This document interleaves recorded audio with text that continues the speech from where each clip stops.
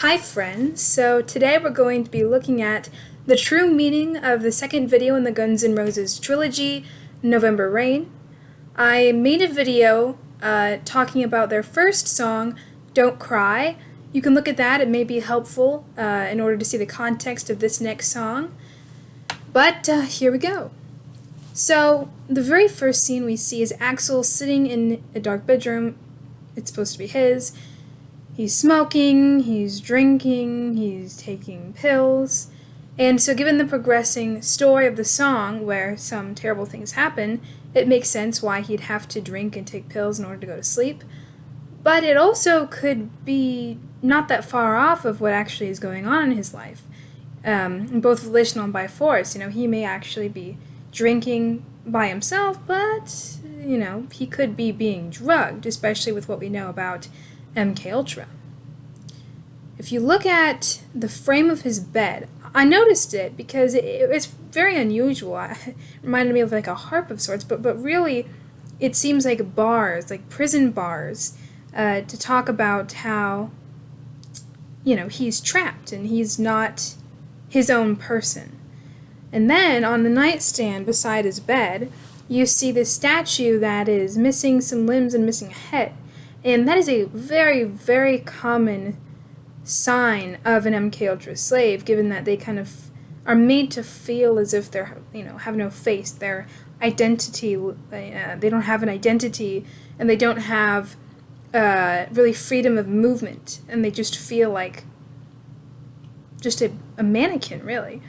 And then if you look at the foot of his bed, you can only see a little bit of it here, but I see it later on, and I know that is what it is. There is a crystal ball at the foot of his head, at the foot of his bed. And if you looked at the last video, Don't Cry, there are also 2 crystal balls there. And this serves as showing the occult nature of these videos and influences in these videos, because a crystal ball is quite a large sign within the occult elite. And it also serves to depict MKUltra as well because of going through the looking glass. The next scene you see a church, a very small church that is undeveloped in the middle of a desert. There's a cemetery around the church, and he's playing the piano. So given that we just saw him, drugged, go to sleep, and he wakes up and this is where he is, this is where his mind takes him, and, you see he's all alone. In the middle here, I say he's reliving his childhood because he grew up playing the piano in church. And so a lot of these videos seem to revolve around his childhood and his abuse because he grew up within this very religious Pentecostal household, and it's very common for child abuse to take place within the parents that are very religious like that, and then also in the churches themselves. And so it seems just like this mocking reminder of his childhood trauma, and that's why he's having so much trouble going to sleep. But then also, you notice, it's a church. A church is Christian, and the band isn't Christian at all. Axl himself is not Christian. And so not only is this going back to the childhood trauma and reinforcing it for programming, but it also just degrades the Christian things because through blasphemy, really. And I wanted to take a little side note here because I was thinking about all the Christian imagery and how Axl himself is an avid collector of historical crucifixes, and the symbol of Guns N' Roses is a cross, and I didn't really understand. I didn't understand at all because he's not Christian. But then I did some research, and I found out that within those different occultly groups that do MKUltra and control Axl and control the rest of these different entertainers, well, they actually basically transmit those religions that they follow to the victims. And a lot of these religions are very off-color: Satanism, Freemasonry, and there's one in particular that's been practiced ever since, a very, very long time. Centuries. It's called Rosicrucianism, which means rose cross. And the imagery for Rosicrucianism is a rose in the center of a cross. And it all has to do with her gaining ultimate knowledge and these experiences in life, which has to do a lot with Freemasonry ascension. And of course, there's, you have the cross, and if you look at his tattoo, it's a rose, Axl Rose. But then if you look specifically at the cross that is their image, his head is in the center of the cross, and his name is Axl Rose. So it is essentially a rose in the center of a cross, as pertaining to Rosicrucianism. So then you go back to the video, and you're back in his bedroom, and you get this wide view of more of the ornamentation in his bedroom. So the first thing you note is that there's this storm going on outside. It's very blue. It's very sad, and obviously I think that's just a physical representation of what's going on with Axl right now. He's having this nightmare. It's very dark. And then you see a disembodied head as a statue, as well as the mannequin that doesn't have a head, which is yet another indication of a programmed victim, a very, very common sign. And then you can see the crystal balls more clearly at the foot of the bed, which, and given that they're at the foot of his bed where he goes to sleep, or quote-unquote, it could be alluding to him passing through the spiritual barrier of sorts, or going through the looking glass and dissociating. And then if you look on the far right, there's some sort of statue that seems to have wings, and although it isn't really identifiable, the lighting isn't good enough to see exactly what it is, usually that's not a very good sign, and seems to be one of those kind of almost satanic statues. You see a lot of those statues that are of that shape. Then you see a crucifix in the church that Axl is playing at, and a statue of the crucified Jesus that is weeping tears of blood. So, once again, you see the crucifix, and, besides the Rosicrucians and besides Axl's collecting of crucifixes, the occult elite just like to use very Christian images and symbols in mockery and degradation. And I had some trouble understanding, okay, so why is the crucified Jesus weeping blood? And it really has to do with extreme suffering, and that seemed pretty accurate because of the story of Jesus being crucified. That is just about as extreme of suffering as you can have. But I wasn't really sure exactly how it's relevant unless it's supposed to in some way represent Axl. Because, as a victim of MKUltra, your life is just ultimate suffering and torture and confusion all the time. So that's just my best guess at it right now. And then you see this wedding ceremony within this larger church. And then you see Axl's outfit and the lyrics at this point in time going along with the images, and I'm not sure. The lyrics sometimes are relevant and are worth discussing, sometimes they're not, but I put them anyway just in case you find something. And it says, "But darling, when I hold you, don't you know I feel the same? Nothing lasts forever, and we both know hearts can change. And it's hard to hold a candle in the cold November rain." To me, the lyrics seemed the opposite of what was going on in the video, because he's talking about being alone and breaking up and spending time alone, and yet there's a wedding going on at this time, which is the complete opposite and should be about, oh, we're going to be together forever, or something like that. And the first thing that I thought about that was that in MKUltra programming, a lot of the point is to confuse the victim so that they eventually they have pain and pleasure reversal, so that what's right is wrong, what's wrong is right. And they're very confused about what is reality and what is just a dream. So this seems to be running along those lines. Then you see his fiancée in the movie, Stephanie, walking down the aisle, and you don't have a good picture of it in this. I didn't really want to show it, but she's wearing this long dress in the back, but it's very, very short in the front. And so, on the one hand, she's in a church, and it's very sacrilegious, and so these elite, they put things like this in to desensitize us, the public, to these sorts of things, so that we don't really get offended by it, and we don't really see it as wrong, because if we see it enough times, it's like, well, we're used to it.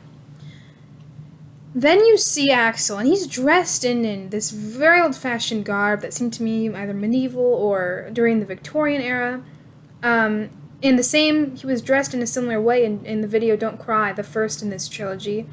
And it reminded me of the lyrics in Paradise City where he referenced himself as this court jester. So you see the rest of the band and Stephanie, they're dressed in regular, cool clothes, but he's always dressed out of place in this very silly, frilly clothes that,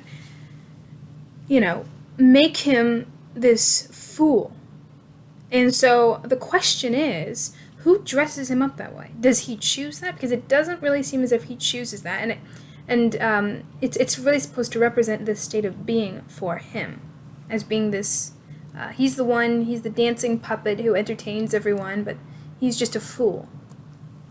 So then you see the band and different girls at the Rainbow Bar, and they're all hanging out, they're all living it up. The lyrics at this time are, "We've been through this such a long, long time, just trying to kill the pain." And girls are hanging out, but lovers always come and lovers always go, and no one's really sure who's letting go today. Walking away, if we could take the time to lay it on the line, I could rest my head knowing that you were mine, all mine. So the first thing to note here is that a rainbow, given the Rainbow Bar and Grill, a rainbow symbolizes passing into dissociation, actually from this song, Somewhere Over the Rainbow, that is in Wizard of Oz. That movie was actually made specifically to be this anchor and give these different turns of phrases for MKUltra programming. So, and then once you have that in mind, it makes sense that once they go into the Rainbow Bar, everyone's happy, everyone's just having a great time, even though they seem a little bit out of it, and they seem a little bit disoriented. And so then when you look at the two lyrics, we've been through this such a long, long time just trying to kill the pain, well, that kind of reflects that. And then when you see the lyrics later on, when they're talking about no one's really sure who's letting go today, whenever a song talks about letting go, that's almost always the words of the handler to the victim. Because the handler, most of all, wants the victim to dissociate and quote-unquote kind of like let go of the pain. You don't have to, just let yourself go out of the pain, because then they have this split personality, and then once you dissociate, they can program your other personality. Then you're back at the wedding. You see Slash and Duff are there. They're, quote-unquote helping out. Slash forgets the ring. Duff, helps him out, gives it to him. And when I see that, it makes it seem very silly to me. And there's something kind of unrealistic and almost dreamlike about it. So it seems like, okay, could this be just this illusion in Axl's head and not actually real? So then Axl and Stephanie take their vows, they kiss to seal the marriage. And all the while, once again, you have the words talking about being alone. So it says, "So if you want to love me, then darling, don't refrain, or I'll just end up walking in the cold November rain. Do you need some time on your own? Do you need some time all alone? Everybody needs some time on their own." So it really doesn't make any sense to say that when they're exchanging vows and, quote-unquote, supposedly being together forever. So then Slash walks out of the wedding. He literally turns around after giving the ring. He walks out of the wedding while it's still going on. And he does his guitar solo in front of this church from the beginning, the deserted church. And given the timing of he walks out, and as he walks out, it switches so that he actually had walked out of the deserted church. It's like he's leaving this illusion in that all of that wedding and all the ceremony was actually just this small little deserted church in the middle of the desert. So then, if you look at the lyrics, when it says, "Don't you know you need some time all alone?" to me, it sounded like it was turning from asking to urging in this very forceful tone. Because if you look back, it went from, "Do you need some time on your own? Do you need some time all alone? Everybody needs some time on their own," to, "Don't you know you need some time all alone?" which, is that kind of manipulative mind. I say control in a very loose term in this way, but from MKUltra. And then you see Stephanie and Axl, they're leaving the wedding, everyone's there, they're taking pictures, and you see her in the car, she's not happy, but Axl is. And so when you look at all the press there and everything, it seems as if it was actually in the story supposed to be Steph and Axl getting married, so not just these two random characters, but actually themselves.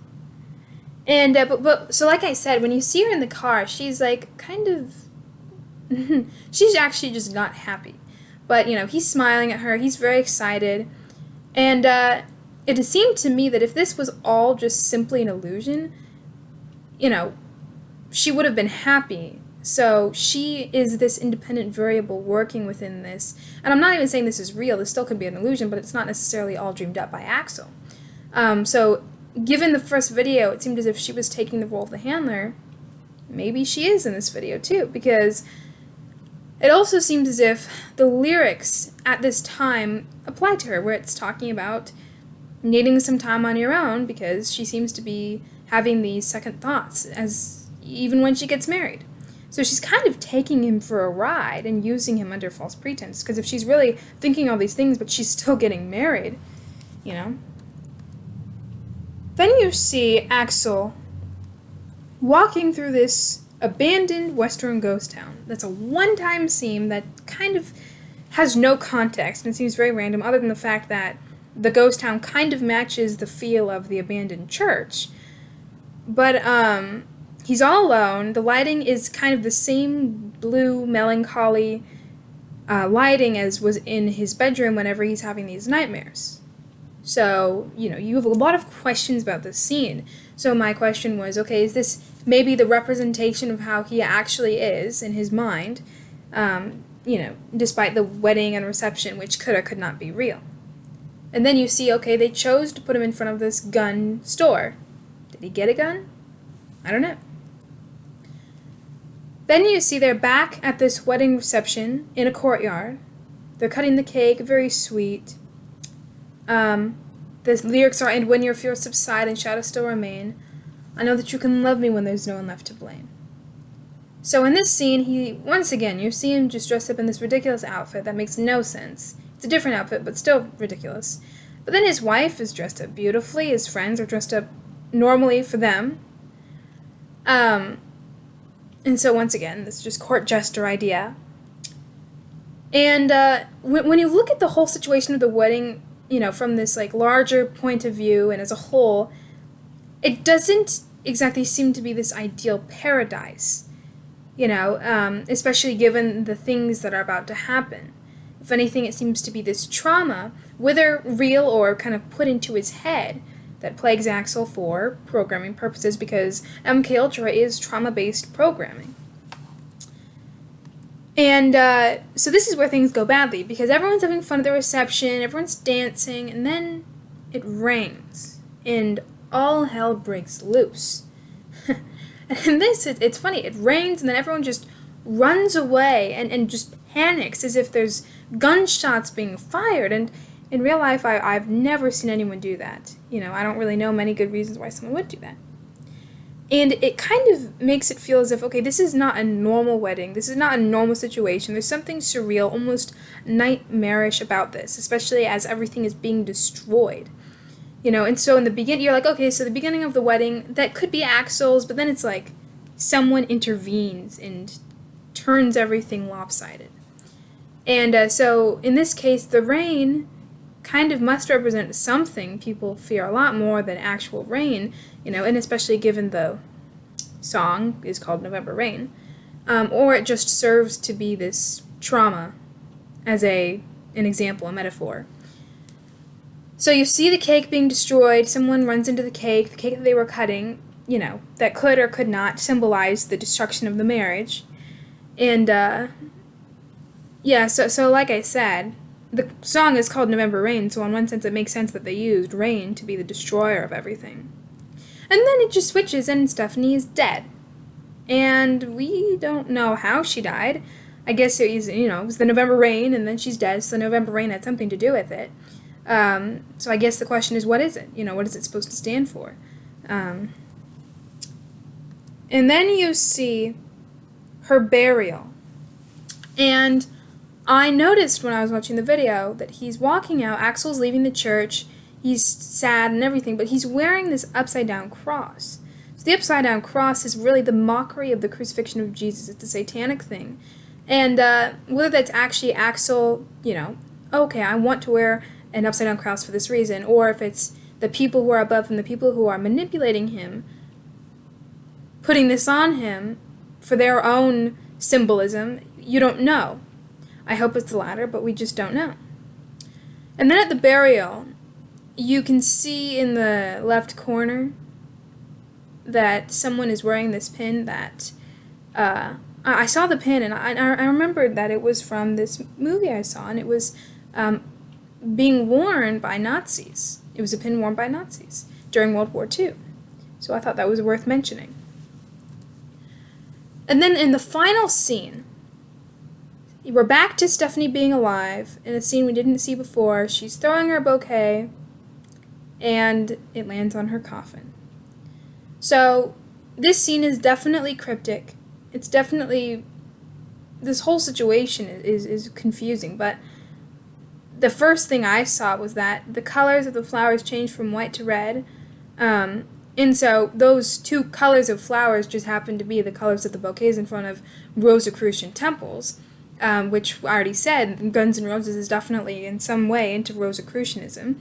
Another thing to note is it goes from white, when you get married, white, purity, red, sacrifice, she's dead. On one hand, that's pretty clear. And so I'd say on a whole, the song definitely seems, the video at the very least, seems to be a hearkening back once again to his trauma, child trauma, just trauma in general, and his programming different signs again and again to MKUltra, to Satanism, to Rosicrucianism, to all of this elite intervention in Axl's life. And, but yeah, so that's what I saw. I hope this was helpful. I hope that this makes you want to look into it yourself and see if you can find anything else out about it. I hope you enjoyed it, and stay tuned for the third video of the trilogy.